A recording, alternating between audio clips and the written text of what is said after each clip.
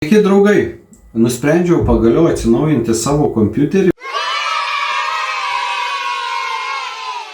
per brūkšnelį bulvį, nes jis visiškai nebesusidorojo arba sunkiai susidorojo su mano darbais, nes aš mėgstu montuoti video savo YouTube kanalui Eimantas LT, taip pat mėgstu pageiminti Full HD rezoliucijų ant pakankamai aukštų grafikų, ant ultrų, ant high. Tai procesorius jau irgi reikėjo keisti, tai sugalvojau biudžetinį tokį atnaujinimą.